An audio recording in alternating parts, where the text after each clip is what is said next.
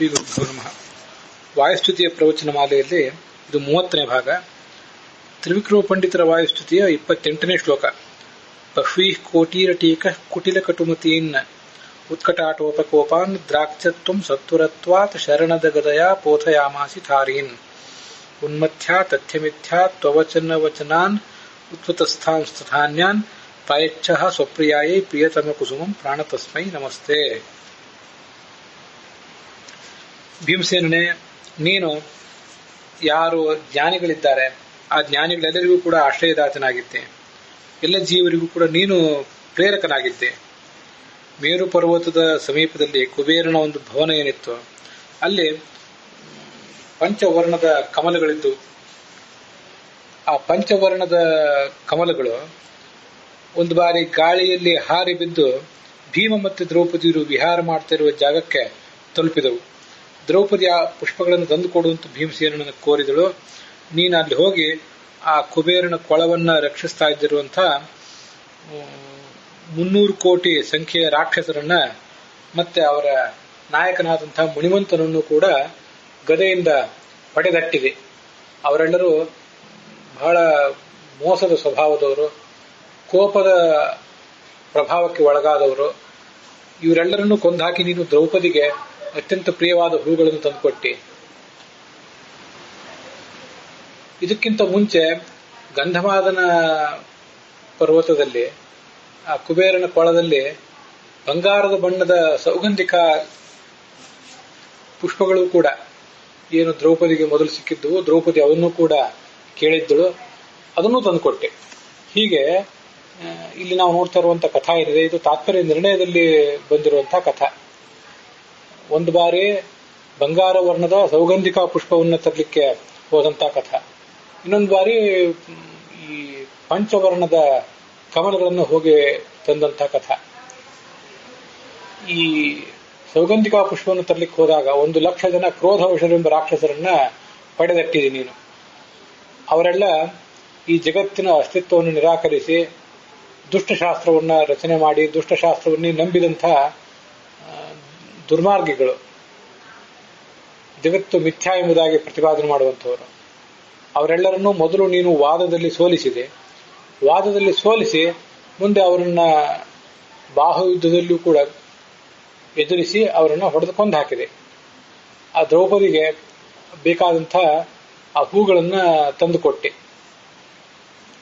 ಹೀಗೆ ಅನೇಕ ಲೀಲೆಗಳನ್ನು ತೋರಿಸಿದವನು ನೀನು. ನಿನಗೆ ಅಂಥ ಮಹಾಶಕ್ತಿ ಉಳ್ಳಂತಹ ನಿನಗೆ ನಮ್ಮ ನಮಸ್ಕಾರ ಅಂತ ಹೇಳ್ತಾ ಇದ್ದಾರೆ.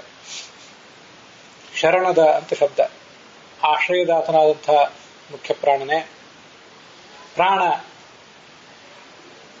ಎಲ್ಲರಿಗೂ ಜೀವರಿಗೂ ಪ್ರೇರಕನಾದವನು. ಸರ್ವಚೇಷ್ಟ ಇತರತ್ವಾತ್ ಪ್ರಾಣ ಅಂತ ಭಾಗವತ ತಾತ್ಪರ್ಯದಲ್ಲಿದೆ, ಮಹಾಭಾರತದ ಶ್ಲೋಕ ಅದು. ಅದನ್ನು ಹಿಂದೆ ನೋಡಿದ್ದೀವಿ. ಎಲ್ಲರನ್ನೂ ಚಟುವಟಿಕೆಗೆ ತೊಡಗಿಸುವನು. ತ್ವಂ ನೀನು ಬಹ್ವೀಹಿ ಕೋಟೀಹಿ, ಅನೇಕ ಕೋಟಿ ಅಂದ್ರೆ 300 ಕೋಟಿ ಸಂಖ್ಯೆಯಲ್ಲಿದ್ದ ಕುಟಿಲ ಕಟುಮತೀನ್.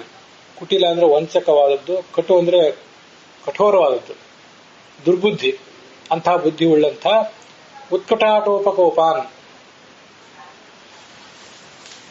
ಉತ್ಕಟ ಅಂದ್ರೆ ತೀವ್ರವಾದದ್ದು, ಅಂತಹ ಆಟೋಪ ಅಂದ್ರೆ ದರ್ಪ, ಮತ್ತೆ ಕೋಪನೂ ಉಳ್ಳವರು. ಅವರ ದರ್ಪ, ಅವರ ಕೋಪ ಇದೆಲ್ಲವೂ ಕೂಡ ತೀವ್ರವಾದದ್ದು. ಅಂಥ ಶತ್ರುಗಳನ್ನು ನೀನು ಕೊಂದಾಕಿದಿ. ಅಟೀಕಃ ಅಂದ್ರೆ ಕೊಂದಾಕಿದಿ. ದ್ರಾಕ ಬೇಗನೆ, ಗದೆಯಿಂದ, ಪೋಥಯಾಮಾಸಿತ ಅವರನ್ನ ನೀನು ನುಚ್ಚುನೂರು ಮಾಡಿದೆ. ಮೊದಲು ಅಟೀಕಃ ಅಂದ್ರೆ ಅವರನ್ನ ಕೊಲ್ಲಲಿಕ್ಕೆ ಉದ್ಯುಕ್ತನಾದೆ, ಅವರನ್ನ ಬೆನ್ನಟ್ಟಿದೆ. ಮುಂದೆ ಪೋಥಯಾಮಾಸಿತ ಅಂದ್ರೆ ಕೊಂದೇ ಹಾಕಿದೆ ಅಂತ ಅದರ ಅರ್ಥ. ತಥಾ ಹಾಗೆ ಅತಥ್ಯ ಮಿಥ್ಯಾತ್ವ ವಚನ, ಈ ಜಗತ್ತು ಸುಳ್ಳು ಎನ್ನುವ ಮಾತನ್ನ, ಆ ಮಾತು ಸುಳ್ಳೇ, ಮಾತು ವಾಸ್ತವಿಕವಾದಲ್ಲ. ಅದು ಅವರು ಪ್ರತಿಪಾದನೆ ಮಾಡಿದಂತಹ ವಿಷಯ ತಪ್ಪಾದ್ರಿಂದ ಆ ವಿಷಯವನ್ನು ಪ್ರತಿಪಾದನೆ ಮಾಡುವಂತಹ ಈ ವಾಕ್ಯವೂ ಕೂಡ ಸುಳ್ಳಾದಂತಹ ವಾಕ್ಯವೇ, ಅಪ್ರಮಾಣವಾದಂತಹ ವಾಕ್ಯವೇ ಅದು. ಹೀಗೆ ಜಗತ್ತು ಸುಳ್ಳೆಂಬ ವ್ಯರ್ಥವಾದ ಮಾತನ್ನ ಹೇಳ್ತಾ ಇರುವಂಥವರು, ಉತ್ಪತಸ್ಥಾನ್ ದುರ್ಮಾರ್ಗದಲ್ಲಿ ಇರುವಂಥವರು, ಅನ್ಯಾನ್ ಅರೀನ್ ಕ್ರೋಧವಶರೆಂಬ ರಾಕ್ಷಸರನ್ನೂ ಕೂಡ ಮೊದಲು ಕೊಂದಂತಹ ರಾಕ್ಷಸರಲ್ಲದೆ ಇವರು ಕ್ರೋಧವಶರೆಂಬ ಬೇರೆ ರಾಕ್ಷಸರು. ಸತ್ವರತ್ವಾತ್ ಬೇಗನೆ ಮೊದಲು ಅನ್ಯಾನರೀನ್ ಬೇರೆ ರಾಕ್ಷಸರನ್ನು, ಕ್ರೋಧವಶರೆಂಬ ರಾಕ್ಷಸರನ್ನು ಸತ್ವರತ್ವಾತ್ ಬೇಗನೆ ಉನ್ಮಥ್ಯ ನಾಶಪಡಿಸಿ, ಸ್ವಪ್ರಿಯಾಯೇ ನಿನ್ನ ಪತ್ನಿಯಾದ ಪ್ರಿಯ ಪತ್ನಿಯಾದ ದ್ರೌಪದಿಗೆ ಪ್ರಿಯತಮ ಕುಸುಮಂ ಅತ್ಯಂತ ಪ್ರೀತಿಪಾತ್ರವಾದ ಅವಳಿಗೆ ಬಯಕೆ ಇತ್ತು ಈ ಹೂಗಳ ಬಗ್ಗೆ. ಆ ಹೂಗಳನ್ನು ನೀನು ಪ್ರಾಯಚ್ಛ ಕೊಟ್ಟಿ, ತಸ್ಮೈ ಅಂತಹ ತೇ ನಿನಗೆ ನಮಸ್ಕಾರ ಅಂತ ಅದರ ಅಭಿಪ್ರಾಯವನ್ನ ಹೇಳ್ತಾ ಇದ್ದಾರೆ.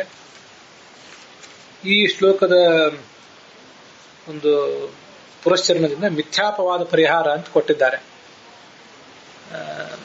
ಜಗತ್ತಿನ ಮಿಥ್ಯಾತ್ವವನ್ನು ಪ್ರತಿಪಾದನೆ ಮಾಡ್ತಾ ಇರುವಂತಹ ರಾಕ್ಷಸರನ್ನ ಭೀಮಸೇನ ಹೊಡೆದಗಟ್ಟಿದ್ದರಿಂದ ಯಾರಿಗಾದರೂ ಯಾವುದಾದ್ರೂ ಕಾರಣಕ್ಕೆ ಮಿಥ್ಯಾಪವಾದಕ್ಕೆ ಗುರಿಯಾಗುವಂತಹ ಅವಮಾನಕ್ಕೊಳಗಾಗುವಂತಹ ಪ್ರಸಂಗ ಬಂದಿದ್ರೆ ಈ ಶ್ಲೋಕದ ಪುರಶ್ಚರಣದಿಂದ ತಮ್ಮ ಮೇಲಿನ ಬಂದಂತಹ ಕಳಂಕವನ್ನು ಅವರು ತೊಳೆದುಕೊಂಡು ಶುದ್ಧವಾದ ವ್ಯಕ್ತಿತ್ವದಿಂದ ಕಂಗೊಳಿಸ್ತಾರೆ ಅಂತ ಅದನ್ನ ವರ್ಣನೆ ಮಾಡ್ತಾರೆ.